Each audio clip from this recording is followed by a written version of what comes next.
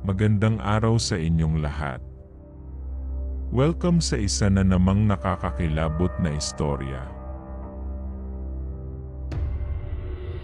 Sunod-sunod na kamalasan ang dumating sa buhay ng mag-asawang Norman at Merlina.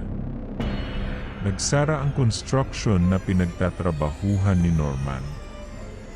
Ilang araw din silang nagtiis na isang beses lang kumain sa isang araw. Sunod naman ay nabuntis si Merlina. Labis ang tuwang naramdaman ni Norman nang malamang siya ay magiging ama na. Subalit ilang linggo lang ang lumipas, pinalaya sila ng may-ari ng bahay dahil 3 buwan na silang hindi nakakabayad. Ang sweldo kasi ni Norman ay halos napupunta lamang sa luho ng kanyang asawa. Mahilig kasi itong bumili ng kung ano-anong gadget. Bibili lamang ito ng pang-1 linggo nilang bigas at mga dilata. At ang mga natitirang pera naman ay binibili na nito ng mga kung ano-ano na hindi naman kailangan at importante. Kaya wala nang natitirang pera pambayad sa inuupahan nilang bahay. Pero dahil nga sa mahal na mahal ni Norman ang kanyang asawa, hinahayaan niya na lang ito sa mga ginagawa nito kahit na hindi niya na iyon nagugustuhan. Mabuti na nga lang at may nalipatan agad silang bahay. Maliit lang ito at gawa sa kawayan ang dingding. Pawid naman ang bubong. Maayos pa naman ito, pwede pang tirhan. Ang likod naman ng bahay na iyon ay kagubatan na. Iilan lamang ang mga katabi nilang bahay doon. Makikita naman sa itsura ni Merlina ang pagkairita sa sitwasyon nila ngayon. Pasensya na Merlina, ha? Sa ngayon ganito na muna tayo, lage naman tayong ganito Norman eh. Bakit may nagbago ba sa buhay natin? Ang problema kasi sa'yo puro kasalita. Hindi mo naman ginagawa. O ngayon tingnan mo, nandito tayo sa masikip na bahay na to. Tapos ngayon nabuntis pa ako, isa pa tong problema. Anong ipapakain mo sa amin ha? Nasaan na iyong pinangako mo na iaahon mo ako sa hirap? Hanggang ngayon dukha pa rin tayo. Palibhasa kasi tatanga-tanga ka. Dapat kasi hindi na lang ikaw ang naging asawa ko. I'd sana mayaman na ako ngayon. Bulyaw ng babae na may halong pagsisisi. Labis naman na nasaktan at nagalit si Norman sa asawa. Masakit dahil nagsisisi itong siya pa ang naging asawa nito. At galit dahil sa sinabi nitong problema lang ang kanilang anak. Bumuntong hininga ito at pilit ikinakalma ang sarili. Nang sa ganon ay hindi na umabot pa sa sumbatan ang kanilang usapan. Pasensya na, Merlina. Magpahinga na lang tayo. Inirapan lamang ito ng babae sa kapadabog na tumungo sa maliit na kwarto. Ilang araw pa ang lumipas, nagkaroon na ulit ng trabaho si Norman. Taga-deliver ito ng iba't ibang mga soft drinks. Maliit lang ang kita doon ngunit pinasok niya na. Ang mahalaga ay may makakain silang mag-asawa at para na rin makapag-ipon ng kahit na kaunti para sa panganganak ni Merlina at sa kanyang kauna-unahang anak. Samantala, kasalukuyan naman ngayong namumulot ng maliliit na kahoy si Merlina para sa kanilang panggatong. Boyset, ba't ba kasi kailangan ko pa itong gawin? Kung si Renzo na lang sana ang pinili ko at hindi si Norman, hindi sana maganda na ang buhay ko ngayon. Hindi ganito, namumulot ng kahoy. Kainis talaga, nanigigil na sambit ni Merlina habang namumulot ng maliliit na kahoy. Maya-maya pa ay biglang may lumitaw sa kanyang harapan na isang maliit na nilalang at napakapangit ng hitsura. Puros itim din ang kasuotan nito. Lumaki ang mga mata ni Merlina dahil doon at muntikan ng mapasigaw. Huwag kang matakot. Narinig ko ang mga sinabi mo. Nagsasawa ka na sa pagiging mahirap. Marami akong ginto, alahas at kung ano-ano pa sa aking tahanan. Maaari kitang bigyan ng mga yon kung iyong nanaisin, sambit ng maliit na nilalang na isang duwende. Nang marinig naman iyon ni Merlina, tila kuminang ang mga mata nito at ini-imagine na nakatira siya sa isang malaking bahay at nakasuot ng mamahaling damit at mga alahas. Talaga? Bibigyan mo ko ng mga ginto. Gusto ko. Ibigay mo na sa akin ngayon, excited na sabi ni Merlina na nawala ang takot nang sabihin ng duwende na bibigyan siya nito ng ginto. Bahagyang napatawa ang maliit na nilalang. Sa tingin mo ba, ibibigay ko na lang iyon sa iyo ng walang kapalit? Elan, hindi ako basta-basta tumutupad ng kahilingan ng iba nang walang kapalit. Ano bang gusto mong kapalit? Kahit na ano basta bigyan mo lang ako ng maraming pera. Kahit na ang anak mo. Ibibigay ko sa iyo lahat ng kailangan mo. Maraming ginto, pera at mga alahas. Hindi mo na dadanasin ang ganitong hirap, titira ka sa malaking bahay na puno ng ginto. Ngunit sa oras na maisilang mo ang iyong anak, ibibigay mo siya sa akin at hindi mo na maaaring bawiin pa. Dahil sa akin na ang anak mo kapalit ng kayamanan na ibibigay ko sa iyo. Ano, papayag ka ba? Sambit ng duwende. Saglit naman na napaisip si Merlina. Ngunit hindi rin nagtagal ay sumang-ayon din ito. Sige, payag ako. Ibibigay ko sa iyo ang anak ko kapag naipanganak ko na siya. Kaya ibigay mo na rin sa akin yung mga gintong sinasabi mo. Sambit nito na hindi man lang naisip kung anong mararamdaman ng kanyang asawa ng si Norman. Sa isip kasi nito ay makikinabang rin naman ito sa kayamanang ibibigay sa kanila ng duwende. Sa pag-uwi mo sa inyo, naroon na ang mga kailangan mo. Ngunit huwag mong kalilimutan ang kasunduan natin, dahil oras na hindi mo ito tuparin, hindi lang ang anak mo ang kukunin ko. Naiintindihan mo ba? Sambit muli ng duwende. Na nga, dami mo pang sinasabi. Sige, alis na ko, sagot ni Merlina at tumakbo pabalik ng kanilang bahay. Pagkarating niya roon, sa sala pa lang ay nagkalat na ang mga kumikinang na ginto. Mayroon din gintong purselas, gintong kwentas at kung ano-ano pa. Si Merlina naman ay parang mababaliw dahil sa labis na tuwa.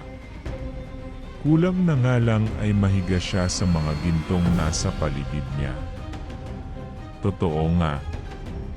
Ang daming ginto nito. Mayaman na ako. Sa wakas, hindi na ako magdudusa sa pesteng buhay na to. Titira sa maliit na bahay. Ngayon, giginhawa na ang buhay ko. Yayaman na ako, tuwang-tuwa na sambit nito. Sa sobrang tuwa nito na wala ng ibang ginawa kundi ang hawakan ng hawakan ang mga gintong nasa paligid niya. Hindi nito namamalayan ang pagdating ni Norman na ngayon ay gulat na gulat rin sa kanyang mga nakita. Merlina, ano to? Ano yan? Mga ginto ba yan?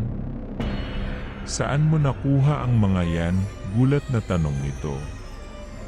Napatayo naman ang babae at hindi alam kung anong sasabihin sa asawa. Ano kasi Norman, Gernen, nakita ko kang yon doon sa gubat habang nangangahoy ako kanina. Sayang naman kung hindi ko kukunin, di ba? Ginto yan o, palalagpasin ko pa ba? Saka ayaw mo nun? Yayaman na tayo, Norman. Sagot nito na hindi magawang sabihin ang totoo. Sigurado ka ba dyan, Merlina? Baka mamaya ninakaw mo mga to ha. Saka paano naman magkakaroon ng ganito karaming ginto sa gubat? Sabihin mo ang totoo. Saan mo ba talaga nakuha ang mga yan? Nagdududang sabi ni Norman. Diyos ko naman, Norman. Bakit ba ayaw mong maniwala? Nakita ko nga lang yan doon sa gubat, hindi ko rin alam kung saan yan nanggaling. Hindi ba pwedeng magpasalamat na lang tayo dahil marami tayong ginto?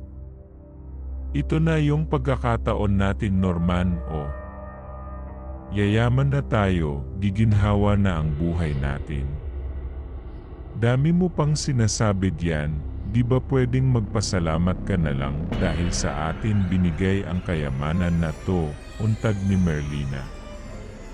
Bumuntong hininga ang lalaki at dahan-dahang tumango. Nahahati sa dalawa ang kanyang isipan. Natutuwa rin ito dahil tama si Merlina, ito na ang pagkakataon nila upang guminhawa ang kanilang buhay gamit ang mga gintong iyon. Subalit nagtataka rin ito kung saan ba talaga yon nanggaling o nakuha ng kanyang asawa. Tila kasi hindi siya kumbinsido sa mga sagot nito. Ngunit ipinagkibit balikat niya na lamang iyon. Sa tulong ng mga ginto na ipinalit ni Merlina sa kanyang magiging anak, nakabili sila ng isang malaking bahay na may 3 palapag at 5 kwarto. Sa isang kwarto, doon nakatago ang mga natitira pang ginto na hindi pa nila naibebenta. Kumuha din sila ng 4 na katulong. Sobrang laki ng bahay na iyon, akalain mong isa na itong palasyo. Isa din kasi sa pangarap ni Merlina ang tumira sa napakalaking bahay. Ang mga kakilala at kamag-anak nga nila ay nagulat sa biglaang pagyaman ng mga ito. Samantala si Merlina naman ay naging matapobre sa mga mahihirap. Halos ayaw na nitong makausap ang mga dati niyang kakilala na hanggang ngayon ay dukha pa rin, ayaw na niyang makihalubilo sa mga iyon. Para kasi sa kanya, hindi na siya bagay na makipag-usap pa sa mahihirap. Dahil isa na siyang bilyonarya ngayon, habang si Norman naman ay may sarili ng workshop ngayon. Dati na yung pinasarado ng may-ari dahil walang masyadong customer. At ngayon ay si Norman na ang nagmamay-ari ng workshop na yon. May mga customer din naman sila kahit papaano. Bakit baga naman kasi kailangan mo pang magtrabaho, Norman? Ang dami-dami naman nating pera o. Di mo na kailangan magpakapagod kakatrabaho diyan sa workshop mo. Sambit ni Merlina nang pumasok si Norman sa kanilang kwarto na halatang pagod sa trabaho. 8 buwan na ang kanyang tiyan at 1 buwan na lang ay manganganak na ito. Merlina, hindi naman porke marami tayong pera, hindi na kailangang magtrabaho. Saka 1 buwan na lang manganganak ka na, di ba? Excited na nga akong makita ang anak natin. Aalagaan at palalakihin ko siya ng maayos. Di ba baby boy, nakangiting sambit ni Norman habang hinihimas ang malaking tiyan ng asawa. Lalaki ang nakitang gender sa bata nang magpa-ultrasound itong si Merlina. Takot at pangamba naman ang makikita sa mukha ni Merlina. Hindi nito alam kung paano sasabihin kay Norman ang totoong dahilan kung paano sila yumaman. Natatakot siya sa pwedeng gawin ni Norman sa kanya oras na malaman nito ang totoo. Lalo pat ito ang kauna-unahan nilang anak. Kung totoosin ay wala naman siyang pakialam sa kanyang anak, kayamanan lamang ang tanging mahalaga sa kanya. Isang buwan pa ang lumipas, tuluyan na ngang nanganak si Merlina.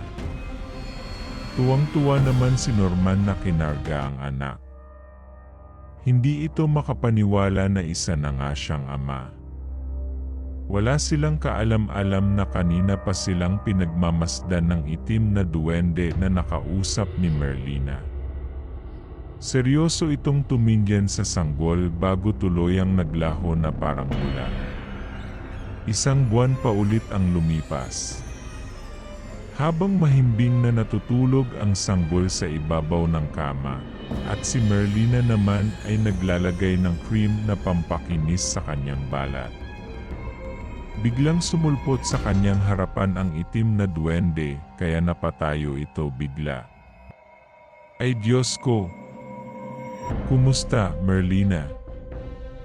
Guminhawa na talaga ang buhay mo dahil sa mga gintong ibinigay ko. Siguro naman, hindi mo pa nalilimutan kung anong usapan natin, hindi ba, saad ng duwende na nasa ibabaw ng kama malapit sa sanggol? Naman, hindi ko makakalimutan yon, no? Ayan na yung bata, kunin mo na siya hanggat wala pa ang asawa ko. Sambit ni Merlina na hindi man lang nagdalawang isip. Hindi na sumagot pa ang duwende at bigla na lang naglaho kasama ang sanggol na mahimbing pa ring natutulog. Pagkaalis ng duwende, hindi naman mapakali si Merlina, nanginginig pa ang buong katawan nito. Lakad dito, lakad doon ang kanyang ginagawa. Hindi niya alam ang sasabihin kay Norman oras na dumating ito. Siguradong magwawala ito kapag nalaman ang totoo. Sa ilang oras niya pang pag-isip, biglang bumukas ang pintuan at iniluwanon si Norman. Norman. Oh, ba't ganyan mukha mo? Nasaan si Baby Junior? May mga binili akong damit para sa kanya. Nakangiting sabi nito. Ay, Norman kasi Hindi makapagsalita ng maayos si Merlina. Ano bang nangyayari sa'yo, Merlina? Nasaan ba iyong anak natin? Kinakabahang sabi ni Norman. Wala na siya, Norman. Wala na dito ang anak natin. Nabitawan ng lalaki ang kanyang mga dala sa sinabi ni Merlina. Anong wala? Ano bang pinagsasabi mo, Merlina? Nasaan na iyong anak natin? Tumataas ang boses na wika ni Norman. Wala na nga siya, sabi. Nandun na siya sa duwende. Kinuha na siya ng duwende. Siya yung kapalit sa kayamanang ibinigay niya sa atin. Kaya wala na siya rito, huwag mo na siyang hanapin. Hindi makapaniwala si Norman sa kanyang mga narinig. Anong sabi mo, Merlina? Ipinalit mo ang anak natin para lang sa kayamanan. Para sa pera. Ginawa ko yon kapalit ng kayamanan. Dahil sawang-sawa na ako sa pagiging mahirap. Gusto ko naman maranasan kung paano guminhawa ang buhay. Saka nakinabang ka rin naman na. Nakinabang ka rin sa perang ibinigay sa atin ng duwendeng yon. Kaya dapat lang nasa kanya na yung anak natin. At saka isa pa, ba't naman ako magpapakahirap na alagaan ang walang kwentang sanggol na yon? Isang malakas na sampal ang dumapo sa kabilang pisngi ni Merlina na halos ikatanggal na ng mga ngipin nito. Hindi ako makapaniwalang magagawa mo yon, Merlina. Napakasama mo. Wala kang kwentang ina. Nakinabang nga rin ako. Pero kung alam ko lang na yung anak natin ang kapalit, lising ko wala akong gagalawin. Sumusubra ka na, Merlina. Wala na bang ibang mahalaga sa'yo kundi ang pera? Nangangalaiting sabi ni Norman. Babawiin ko ang anak ko, at oras na magawa ko yon, wala ka ng karapatan sa kanya. Sayong-sayo na yang pera mo, hindi namin yan kailangan. Dagdag pa nito at nagmadaling lumabas ng kwarto. Pabagsak pa ng sumarado ang pintuan. Naiwan naman si Merlina na hindi na napigilan pang umiyak. Samantala si Norman, bumalik ito sa dati nilang tirahan at pumunta ng kakahoyan. Alam niyang dito lamang matatagpuan ang duwendeng sinasabi ni Merlina. May nakakarinig ba sa akin? Kung sino man yung duwendeng kumuha sa anak ko, pakiusap, ibalik mo na siya sa akin. Alam kong naririnig mo ako. Pakiusap, magpakita ka, sigaw ni Norman. Maya-maya lang ay may lumitaw na maliit na nilalang sa malaking bato malapit kay Norman. Ako bang hinahanap mo? Napalingon ang lalaki kung saan galing yon. Hindi naman ito nakaramdam ng takot. Ikaw ba yung kumuha sa anak ko? Ako nga. Ngunit hindi mo na siya mababawi pa. May usapan na kami ng iyong asawa. Kaya wala kang mapapala sa akin. Hindi ko ibibigay sa iyo ang anak mo. Kaya maaari ka nang umalis, wika ng duwende. Ano bang gusto mong gawin ko para mabawi ko sa iyo ang anak ko? Gagawin ko ang lahat kahit na ano. Basta ibalik mo lang sa akin ang anak ko. Nakikiusap ako sa iyo, ibalik mo na sa akin ang anak ko. Nagmamakaawang sabi ni Norman na lumuhod na sa harapan ng duwende. Noon pa man ay alam ko nang mangyayari ito, kaya napag-isipan ko na ito ng mabuti. Ibabalik ko sa iyo ang anak mo kapalit ng asawa mo. Magagawa mo ba yon? Sa akin ang asawa mo, sa iyo ang anak mo. Hindi naman maaaring walang kapalit ang mga naibigay ko sa inyo. Kaya ngayon magdesisyon ka na. Norman.